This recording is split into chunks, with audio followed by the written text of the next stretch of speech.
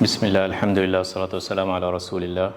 One of the very interesting topics that interests me, and I think it's should be interesting to many people, is to study the causes of decline, collapse, and death of various societies and communities and nations. So the decline of communities is a topic that was, and I think there are lots of books and scholarly works that study this subject, and various authors study it from their angle of expertise. And I think too big to be covered by one author. If you wanted to just answer the question that why communities fall, why communities collapse, this is, I think, is too big a question to be addressed by one person, because various people can address it from their own perspective or angle.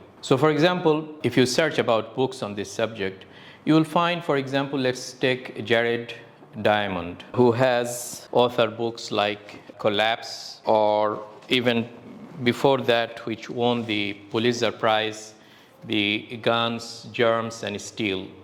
For example, Guns, Germs, and Steel, the fate of human societies, okay, and also the collapse. So for example, you will find here Jared describing the causes to some ecological, environmental, climate changes, biological reasons of diseases and other stuff here. So that means he is describing, I think, in my view, there are certain problems or issues that prevented his works to be considered a complete work or a complete answer to this question, let's say, why nations fall. One is that he is describing various ancient civilizations, even those like islands in the eastern island, in the Pacific Ocean, maybe some Incas and other societies. And I don't know to what extent we have detailed data in front of us to investigate the causes of their fall. Do we have their day-to-day recordings of their events? Do you know the various peoples, the classes of their societies, who was who in those societies? So this is one problem, is that when you take very old civilizations, you might not have enough data that will help you to analyze properly the various parameters that could govern the causes of their collapse. So this is one problem. The other problem here is that finding the root cause. I think this is a big problem in various books that describe this topic, and I will come to other books shortly. And that is, they don't ask the final question, the root cause problem. Rather, they describe, because of that root cause, that society collapsed through some natural process. Let's say volcano, let's say some climate change, or spread of disease. So a spread of disease, let us say, was a cause of the collapse. But why that disease came in the first place? So we wanted to go one level higher. There they stop. They don't even describe that causal relationship. So in the chain of causes and effects, they stop somewhere in the middle, but they don't proceed to the next level, which I think should be discussed. And to this end, I think what interested me, first of all, I'm not expert. I am somebody from outside this field who is looking with an interest in the subject, that he thinks that there is lots of opportunity to improve, or lots of contribution that, and here comes the main powerful element that I want to introduce, is the Quran. It's Allah subhanahu wa ta'ala. He has authored this book and sent to mankind. And my interest is that how we can comparatively analyze these books that address a question that Quran himself or Quran itself addressed it. And you will find that in various places, Quran can add value to this question, even be superior. When there is a question that is answered by human beings with their limited knowledge, their their biasness to their field. And Allah subhanahu wa ta'ala, when He answered the question, you would see the difference. And that's the interest. That's my interest that I wanted. Being somebody outside, being somebody, say he's a layman when it comes to those scholars who authored such books. But I read the Quran and I find that these books, when I compare the answer of the Quran with the answer given in these thousands of pages, you'll find Quran just in one line of an ayah or a half of an ayah comes and gives you answer that those people, they spilled lots of ink, but they were falling short. Let me just give you one ayah instead of being so abstract in my discussion. Let's say in Surah Al-Rum, and I will come to Surah Al-Rum a lot. Romance, okay? Romance, Rum, okay? Just that one keyword gives you lots of things. Gibbon has, 8 volumes or so on the collapse or the fall of the Roman Empire, his book, okay? Allah has a surah called Rum. So I think it's worth an investigating Rum. So that's a different topic, to study the surah Rum with that background question, why nations fall. But I'll just pick one ayah in Surah An-Nur, and that is when Allah subhanahu wa ta'ala says, ظهر الفساد في البر والبحر بما كسبت أيدي الناس ليذيقهم بعض الذي عملوا لعلهم يرجعون.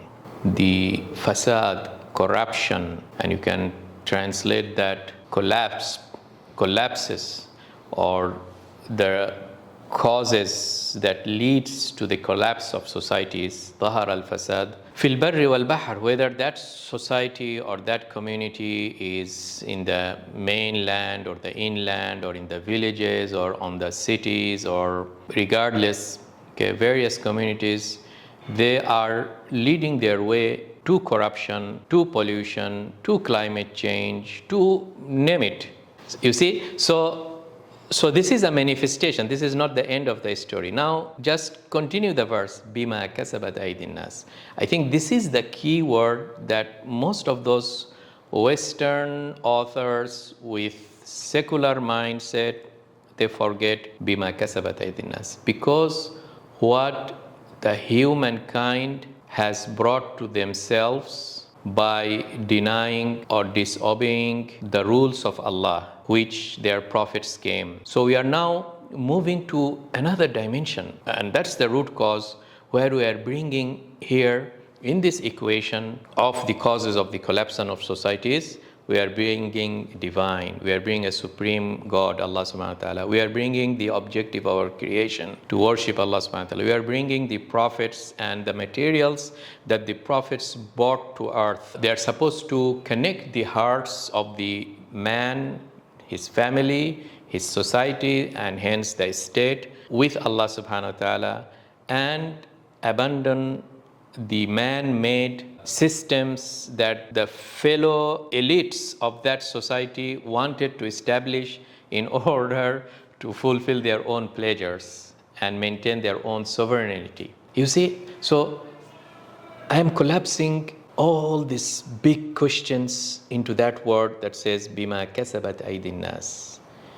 Man himself has chosen the path of following their elders and not following the other camp, which is the camp of prophets. And in our time, the inheritance that the prophet left in terms of a whole system, in our time we can say that is Islam. So because of that degradation and derailment from the path of the prophets, the corruption happens. And the corruption manifests on earth in terms of global warming, climate change.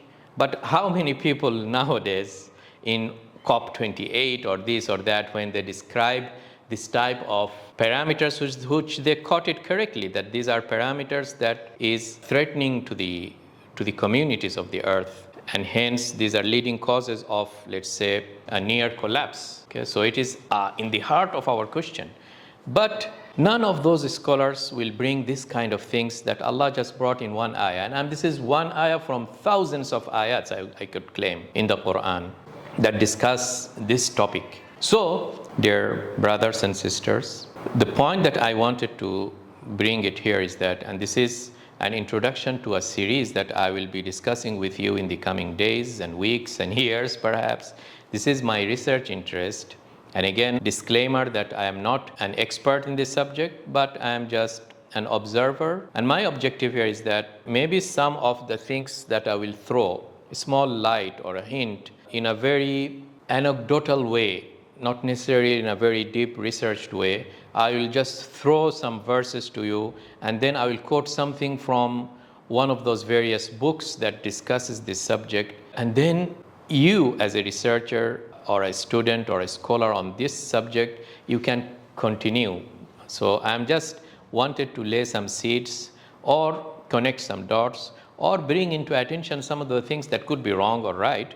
But if it is a right, then I think it merits. So what I wanted to bring in the center of this discussion is the Quran. And I just told you, for example, when we discuss books like Collapse or before that, The Guns, Germs and Steel by Jared Diamond, you could see really the shortcomings of this kind of books. Of course, there are lots of things. I'm not competent enough to really go and criticize those authors. But what I'm saying that this is my first impression when I try to browse these books and flip the pages and I see this type of links that the Quran always hints upon, and I find it missing here. So this is Jared Diamond. Let me just pick another book here. Acemoglu's Why Nations Fail, The Origins of Power, Prosperity and Poverty, Daron Acemoglu and James Robinson. Acemoglu is an MIT professor of economics. He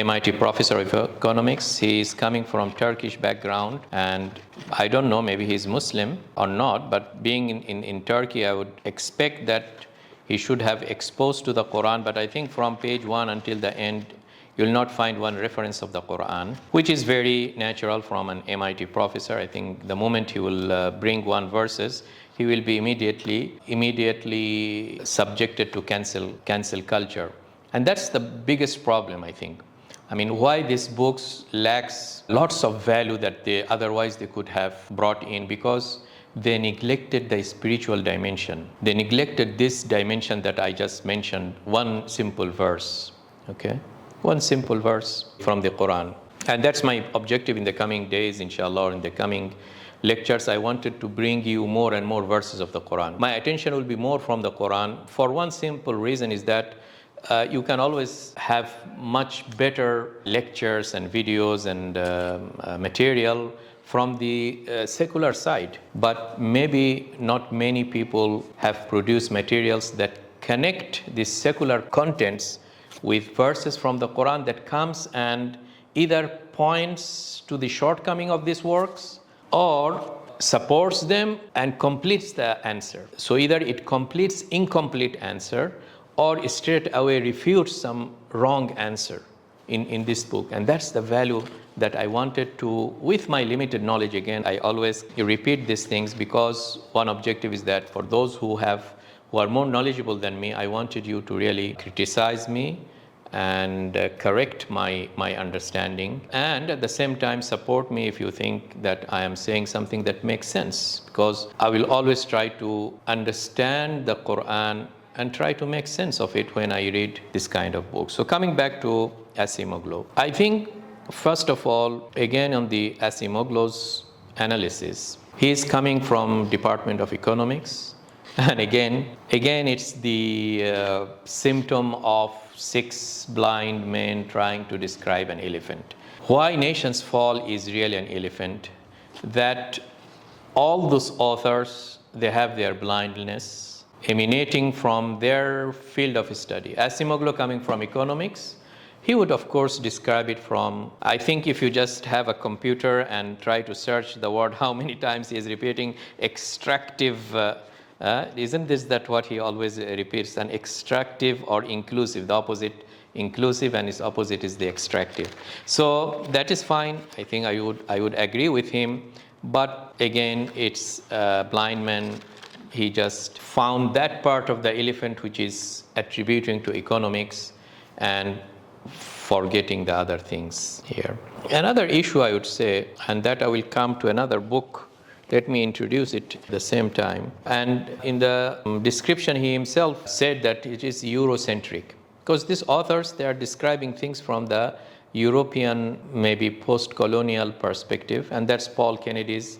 I think this is a very great book, Paul Kennedy's book that says the rise and fall of the great powers. The good thing that although it is a Eurocentric, and because he has studied the last 500 years, and hence he started to bring in the center of his discussion the European miracle that he said in the first chapter. And then in the connection of European miracle, he did describe or compare other societies, whether it is in Japan or China, Russia and Britain, as it is shown in those maps. So my question is that where is the map of the Middle East? Where is the map of this Islamic miracle that could have completed his studies? But again, when I'm saying these things, first of all, I am studying these books. I haven't completed the reading of the whole book to give you more complete review of this book, but from some introduction, and this is my intention, this long journey. As I said, this should be like years to come journey, inshallah, on this theme of rise and fall of the nations. I will start with the fall, but then the opposite will be the rise. But for the rise, inshallah, maybe that's another series later on, but I'll concentrate on the fall. In the Quran, it's really, if you just flip the page, almost every page hints on these things, the collapse or the fall. One way for you, and this is what I'll be doing, to study these things is to pick some of the key words. I think I just picked the keyword of halaka and its derivatives. Halaka means destroy or destruction or collapsing. Okay, as it's mentioned in Surah Al-Kahf, for example, وَتِلْكَ الْقُرَى أَهْلَكْنَاهُمْ لَمَّا ظَلَمُوا وَجَعَلْنَا لِمَهْلِكِهِمْ مَوْعِدًا. Just for you to appreciate the Quran, really each verse we need maybe not one lecture, multiple lecture, but just on this verse. And these are the communities. أَهْلَكْنَاهُمْ, I have destroyed it. So destruction came from Allah. This is important thing. أَهْلَكْنَاهُمْ لَمَّا ظَلَمُوا, when they exceeded their limit, when they started to do injustice. So this is a key word. How many of this book will start or will talk about this moral and ethical aspect of this question? We have seen already Jared Diamond describing the evolutionary, the disease and these things and concentrating more on that. Some economic things. Okay, but these are manifestation of something earlier that happened, which is the dhulm. You see, which is the dhulm. أهلكناهم لما ظلموا وجعلنا لمهلكهم موعدا, and I have set a timing for their destruction. You see that timing. So we are talking about dates and times and a threshold and an appointment, which is very powerful and beyond any of those authors that they describe, beyond their ability. Because now you are moving a little bit into forcing history into mathematics. You are bringing some kind of mathematical precision to history. And who is the author that can do that? Since I described these things, let me just bring you another author. And he is Peter Turchin. I think he has authored his book, Historical Dynamics. And the subtitle is that Why States Rise and Fall. Historical Dynamics.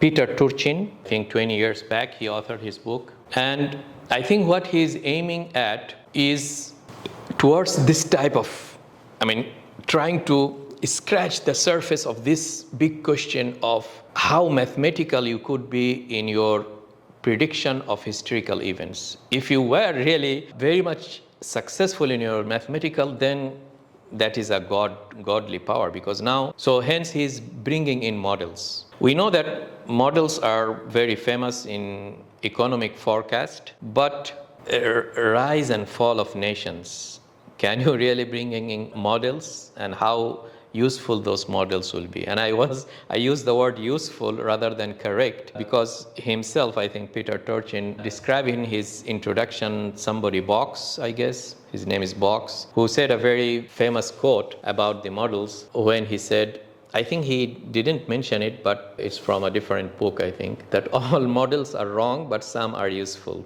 all models are wrong, but some are useful. So the problem of models, although it's a very important question, and if we are really, as human beings, are successful in designing this kind of mathematical or some kind of a precisive language, let's say calculus of history, as opposed to calculus of physical processes, then this is the godly power. I think Asimov's science fiction book on, he did, I think, describe that scientists that those empire wanted to capture or kill, or because he had, that scientist had the formula that could describe or give details on the date when that society will fall or that empire will fall. So he has reached to that equation or to that model. So the problem of those models is that there are so much dynamics, and hence the name of his book, Historical Dynamics. You see the word dynamic is a key here. Dynamic both from when you bring in the time dimension. So when you bring in the time dimension, it's like the time series analysis in the various economic forecast.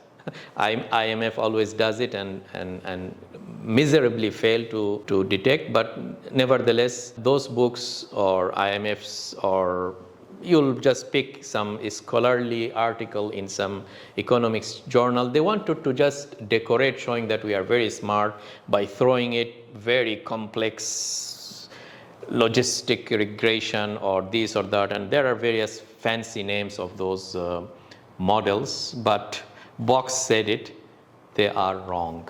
And simply wrong because you're now a human being with all their shortcomings. They try to condense so many dynamic parameters into some kind of a generic thing that doesn't work really, because no matter how many parameters you bring into your equations, make it very complex, still you will have lots of error. And it's always the style of those who give forecasts that they give you, like, the shaded range.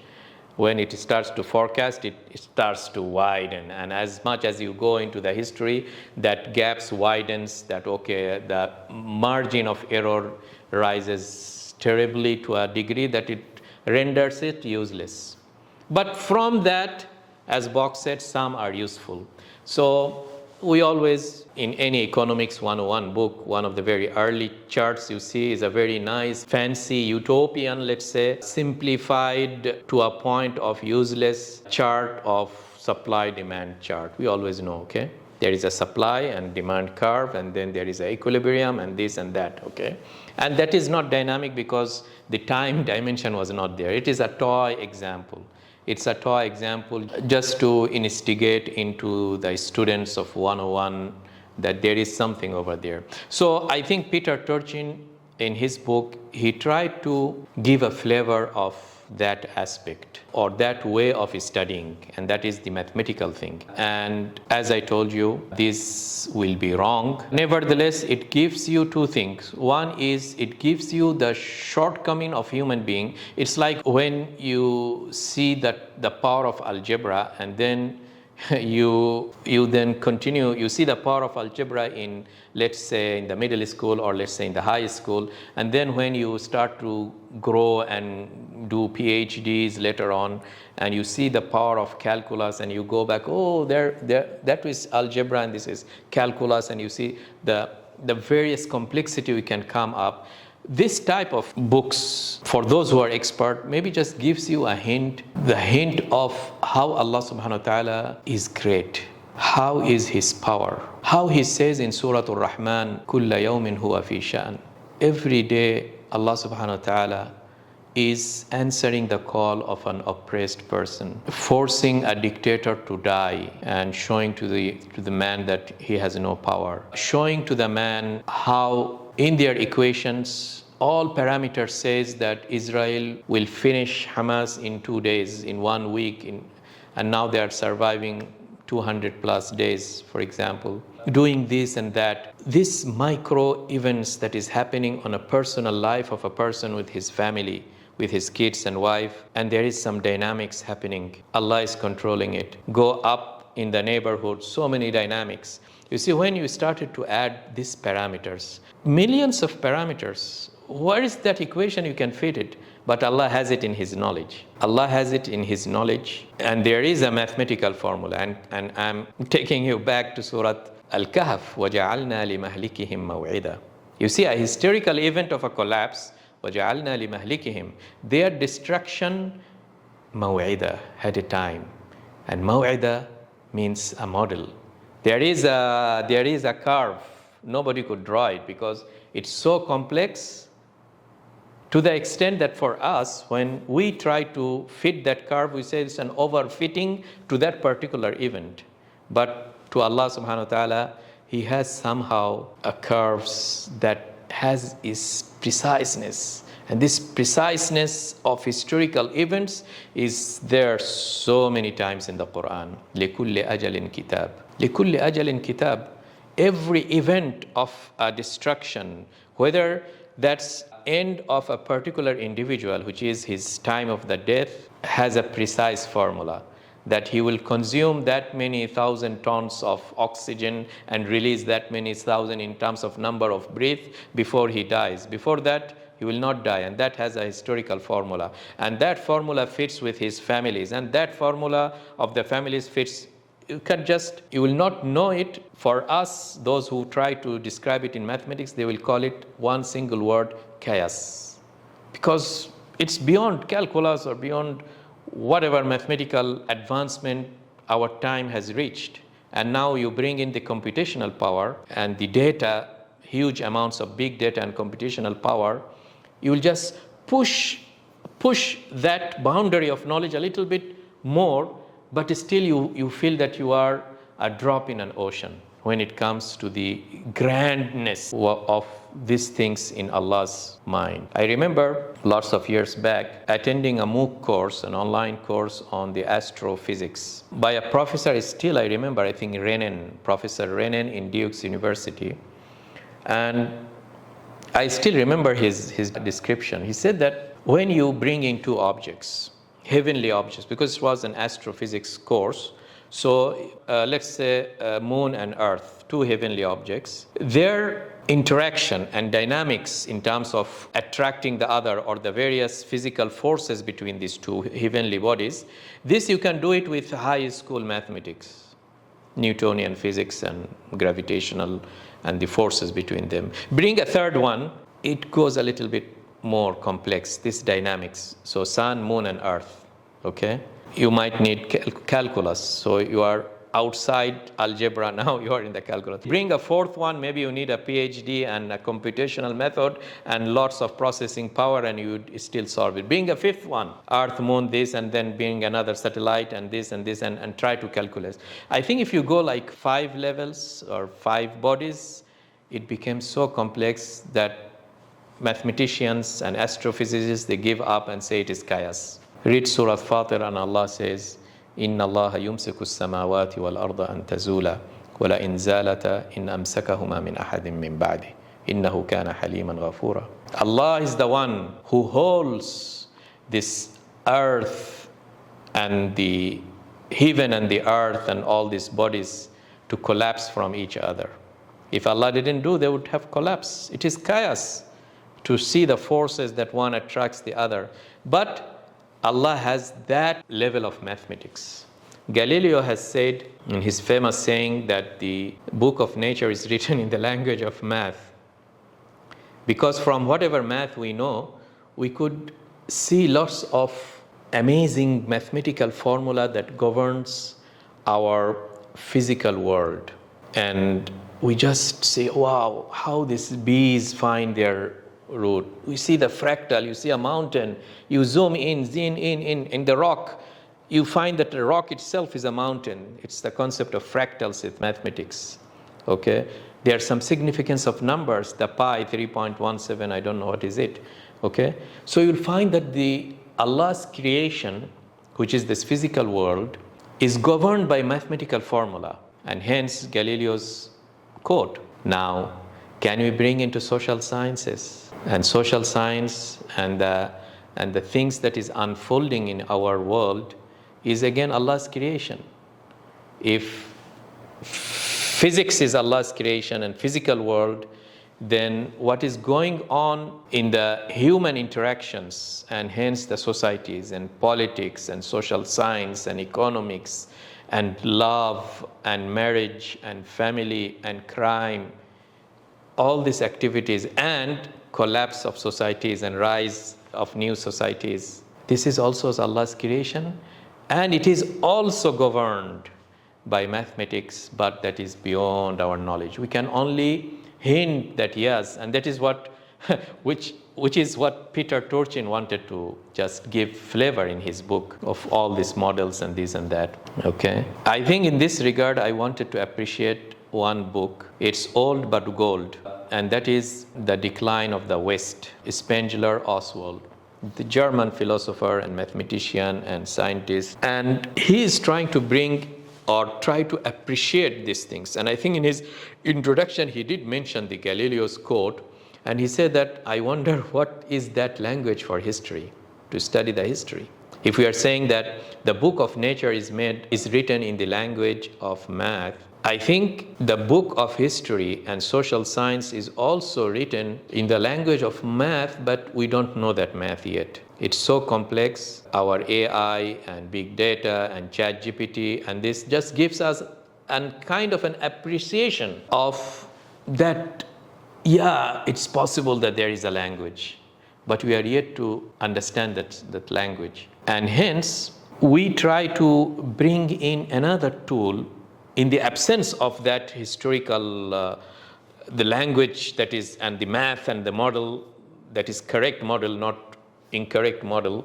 In the absence of that, because we might not have that much knowledge there, a useful tool is analogies. Analogies, meaning that, as they say, history repeats itself, that you study that thing, that dynasty, that society. You study Muammar al-Gaddafi, how he came into power and how he lost his 40 years of dictatorship. Okay? Try to take a limited time period. Study Nuh, study Hud, study Saleh. And that's why I'm hinting now to the power of Quran, that these analogies of previous events, try to analyze the parameters of their rise and fall, and listen to your own time and think that, okay, whatever mathematical formula that governed them, there are some big parameters that are useful, and try to study it. Allah said, وَقَدْ خَلَتْ مِن قَبْلِكُمُ الْمَثُلَاتِ. You see the word mathul, mithal, okay? وَتِلْكَ الْأَمْثَالِ. This word is repeated so many times. These are the analogies that Quran mentions. And among a very useful analogical tool that I will be studying with you together, inshallah, in the Quran, is taking those nations, those smaller nations prior to Musa, and see all those places in repeated terms. Okay? Read Surah Al-A'raf, study Nuh alayhi salam's 1.5 page in Surah Al-A'raf, let's say, followed by Hud, followed by Thamud, followed by Lut, followed by Madian, which is Shu'aib alayhi salam. These are all combined in various places, in Shu'ara, in Surah Hud, and in other places, okay? I think this itself has lots of mathulat for us, similarity for us, for our times. And you will find here a really very much intellectual treasure for all of us, those who study. And I wonder that, you see, that's the problem of the secularism. When we study these things from a Eurocentric and European mindset coming out of the French Revolution, who has decided to declare God has died, this book lacks this beauty of studying those depriving. So this is something that needs to be undertaken by Muslims who respect the Quran, and it is welcome for even non-Muslims, but who has this respect that these are books from Allah subhanahu wa ta'ala, this Quran. And when I say Quran, of course, its extension is the Hadith, because in Hadith, in many places you'll find إِنَّمَا أَهْلَكَ مَنْ كَانَ قَبْلَكُمْ such and such, that your previous nations was destroyed because of this and this. So you see the power of these things. And again, I say that these books, they always miss this, going into the chain of the root cause, they miss these parts really. So I think I don't want it to elongate this whole study or this lecture, just to give you an appetizer, a hint that there is lots of things we can do in this aspect, and it is something that is worth that the scholars, there are think tanks, scholars who really need to sit together and enrich the contemporary body of knowledge, enrich it by bringing in the Quran. And you will find the Quran taking you somewhere, it's amazing. Just to conclude these things, let me just give you, since I'm talking to you about what is that secret formula that gives you mathematical precision of future events. Ibn Burrujan, he is a scholar, a Muslim scholar, not very much well known, from Andalusia, who has a book of tafsir, also a very famous book on the Asma'ullah wa Sifati, Allah's beautiful names, and how we can use each of the names, how we reach to Allah subhanahu wa ta'ala through this name. So he was really a mystic and Sufi scholar, but from whatever I have read, he is not from that branch of Sufism that leads you to destruction or to leads you to really go into pantheism and all this stuff. Rather, I think he was a very well-known alim at that time. What I'm coming to, he came at the time of when the Crusaders were in the heart of the Muslim land and they were occupying Jerusalem and these things, at the time of Salahuddin Ayyubi, before Salahuddin Ayyubi. So he was at that time. So when he was analyzing that contemporary event and the Crusaders coming into the heart of the Muslim world, he analyzed and made tafsir of Surah Al-Rum, if I am not mistaken. And again, Rum, okay? Remember this Rum. We'll come to it, inshallah. And from there, he precisely said in the month of Rajab, I think, in Arabic month of Rajab, of that years, I think, was it like around 20 years after, when he said this, after him, like 20 years, on that month, those Crusaders will not be in Jerusalem. Jerusalem will be opened on that date, you see? And he was using the Quran. So what I'm saying is that if really we have that appetite, that knowledge, and Allah has inspired into us and opened up the doors towards his book, even if it is through some mathematical formula, in some computational way. And now, since we have at our hand some of the tools that was absent in our previous scholars' hand of Mufassirin and this thing, like, for example, the AI and computational power and all these models, the generative powers and neural networks and this and that, you can really crunch lots of the data.